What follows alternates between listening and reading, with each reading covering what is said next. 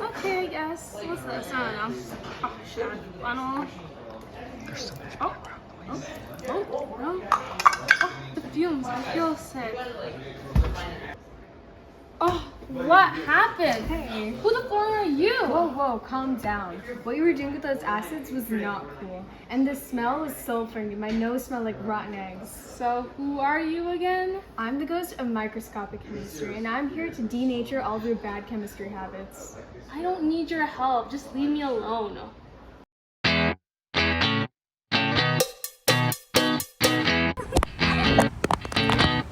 You're a chemist, don't know what for. You don't know the basics of being safe in labs. Need some goggles to cover up at all the times while you're in a laboratory. Never pipette a liquid but mouth. Never be stupid in the lab. Eating and drinking water is not cool with thunder. Consider all chemicals to be hazardous. Check your glassware for cracks before using it. Lab safety, lab safety is important. If only you tie back your long hair, you'll understand why to avoid loose ends. Make sure that you wear closed-toed shoes in a lab. Lab safety, precautions to be followed. Lab safety is important. So come on, you are unsafe.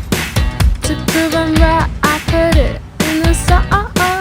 Wear your safety gloves when handling concentrated acids, bases, and organic solvents.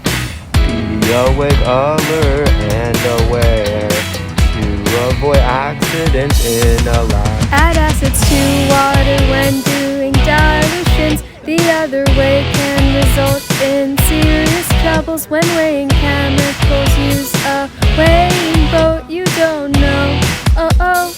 You don't know your chemistry. If only you were a smarter student, you'll know how to use a fire extinguisher.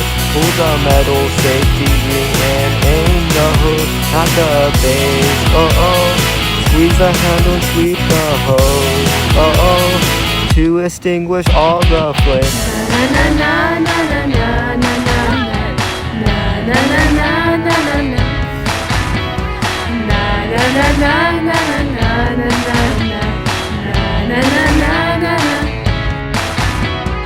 Perform in the fume exhausted bar reactions that involve volatile skin irritating dangerous chemicals. Pull down the window to shield you from minor explosions. Lab safety, lab safety is important. Make sure that your centrifuge is always balanced. Dispose of excess reagents as TV says. Never return them to the reagent bottle. I hope you know. I hope you are safe in life. Always stay by the side of hot plates or Bunsen burners so that you're being safe. Use heat-tolerant glass or porcelain. Lab safety, precautions to be followed. Now you know the 15 rules. Lab safety is important.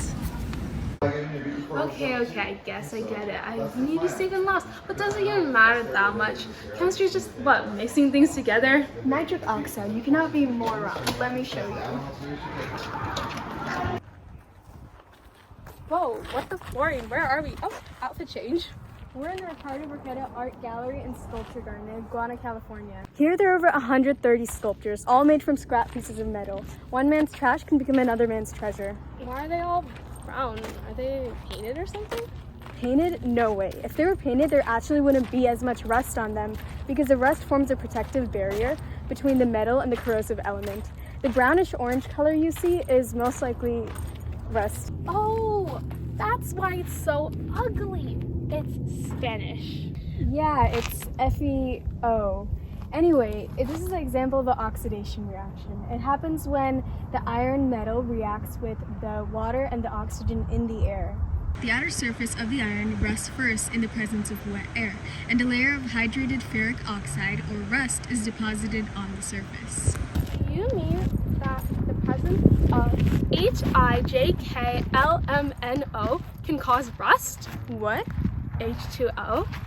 Anyway, this layer is delicate and porous, and if it becomes too thick, it may fall off. The lowest layers of iron are exposed to the environment, causing them to rust. Iron eventually loses all its strength as the process continues. Wait, I think I remember learning about oxidation reactions. They're called redox too, right? I know that type of chemical reaction occurs when there's a transfer of electrons between two species. The easiest way to look for these processes is to see the changes in states of atoms from from reactants to products. Good, now you're getting it. Here, try this redox reaction. First, assign the oxidation numbers. One species should have its oxidation number decrease from reactants to products, and this is called reduction, while another species in the same reaction should have its oxidation number increase from the reactants to the products. Just remember, the number of electrons lost should equal the number of electrons gained. Remember, any atom in its elemental form is zero. Any monatomic ion has the oxidation number of its ionic charges. Oh yeah! Nonmetals usually have a negative number, but it can also be positive in the case of oxygen, hydrogen when bonded to metals, and fluorine. Also, the sum of the oxidation numbers in a polyatomic ion must be equal to the net charge of the compound. I'm done. Wow, you got that correct. I know, I'm like a really good chemistry student. Anyways, now that I understand what oxidation is, can I go home? I don't think you understand the importance of environmental sustainability just yet, and how chemistry relates to that. And I doubt you're a good student because I don't think you know topics like entropy and stuff. Entropy? What's that?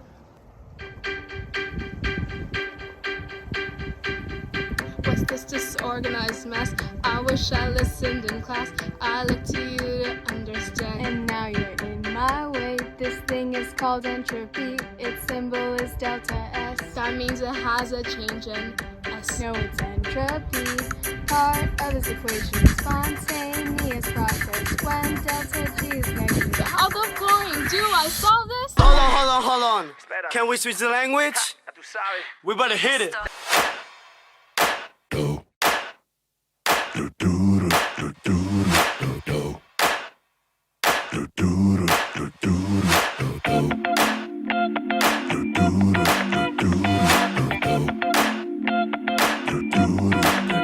Entropy is a measure of degree of disorder. Entropy increases when gases spread out, and I smells more of gases. Oh yeah, got more possibilities. Then entropy is gonna increase. Entropy, Not neat. messy, and randomness in delta G. Delta G. Change in free energy, delta H. Entropy. Say my name, you know who I am, crazy. So crazy. Let me tell you about some more, break it down. Chemists hit you, hallelujah. Chemists hit you, hallelujah. Chemists hit you, hallelujah. Spontaneous process gonna give it to ya. Delta G gotta be negative, yeah. Cause chemistry gon' give it to ya. Sunday night and we studying. Gotta pass that quiz, come on.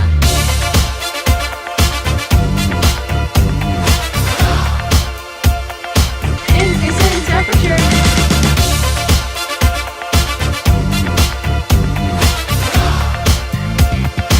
Increase in volume, increase in microstate, solid or liquid to gas, solid to liquid or solution, increase in entropy. Stop! Wait a minute. Gotta talk about rules to know. Look at this equation. Even get the whiteboard. Delta G equals enthalpy minus temp times entropy. If you want to, we're gonna learn this. We better start some things. Exothermic, Then go. delta H minus delta S plus endothermic, Then no. delta H plus delta S minus goes to high, Temperatures. delta H plus delta S plus goes to low, Temperatures. delta H minus delta S minus. Chemists hit you, hallelujah. Chemists hit you, hallelujah. Chemists hit you, hallelujah. Cause chemistry gon' give it to ya. Cause chemistry gon' give it to ya. Cause chemistry gon' give it to ya. Sunday night we studying. Gotta pass that quiz. Come on.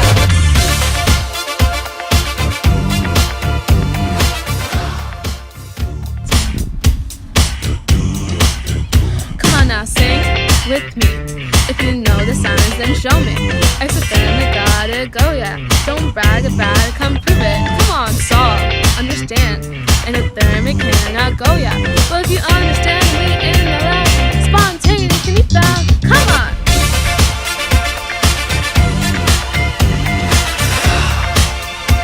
Spontaneous or not.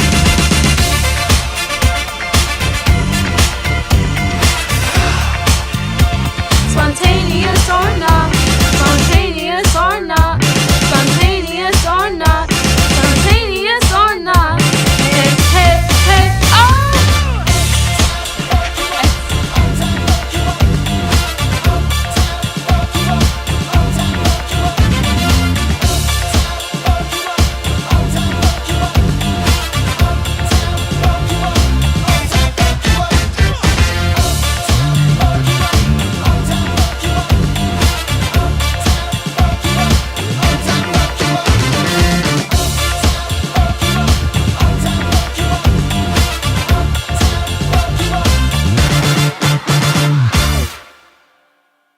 I thought enthalpy was bad, but entropy is just its evil cousin.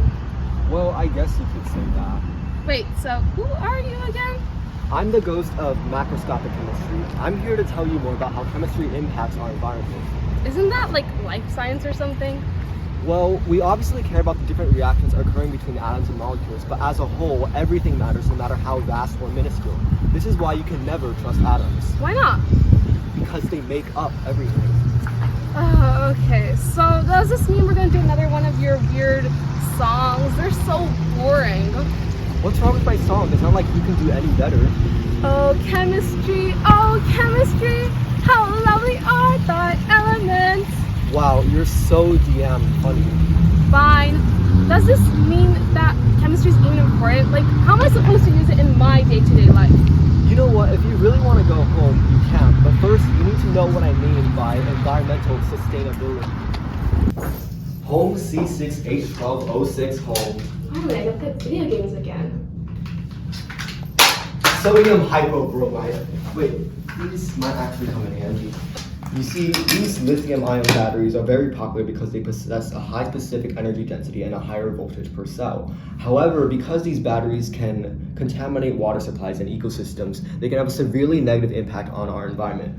Furthermore, lithium mining has been said to be responsible for soil damage and air pollution. Okay, I get it. Pollution is harmful for our environment. Can you put the batteries back in so I can finish playing my game? Nitric oxide, we must learn more about. Fine. Chemistry is cool, okay? This is one of the only few things that are cool about chemistry, I guess. So why waste my time learning it? Don't be so basic. Let's go take a look at a parade of products. Baking soda, Epsom salt, and vinegar? Wait, I recognize some of these. Yeah, these are some common household items that you're also using in your chemistry lab. Here's some more.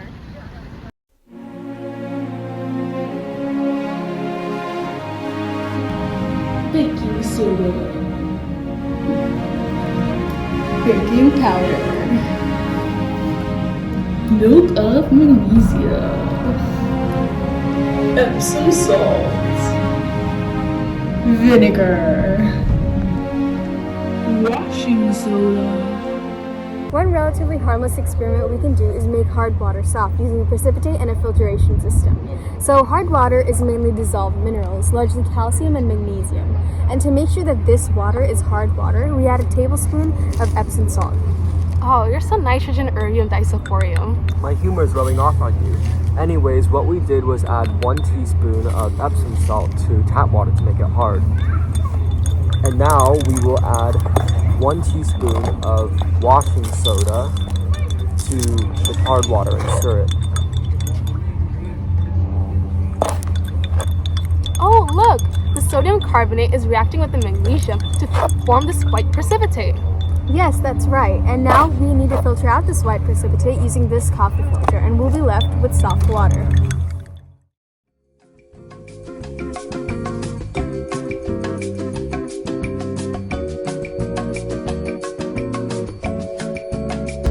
This water is now become soft water, or water which is free from any dissolved minerals.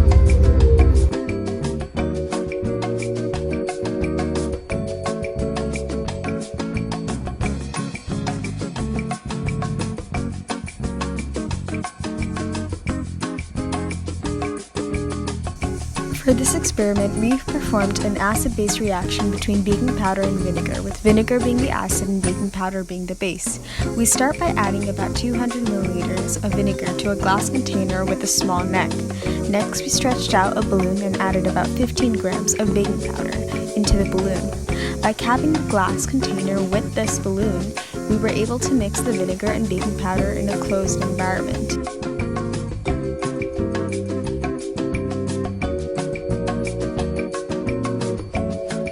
The reaction which occurs between these two causes a gas called carbon dioxide to bubble and foam, and this gas has nowhere else to go, so it expands the balloon, making it self-inflate.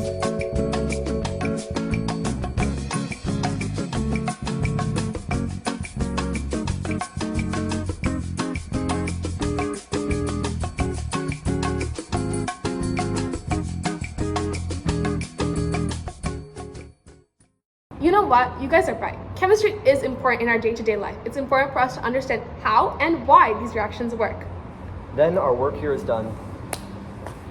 Chemistry is everywhere from a micro to a macro level, and being a good chemistry student means understanding this and being willing to explore it, in a safe way, of course. Good luck, kid.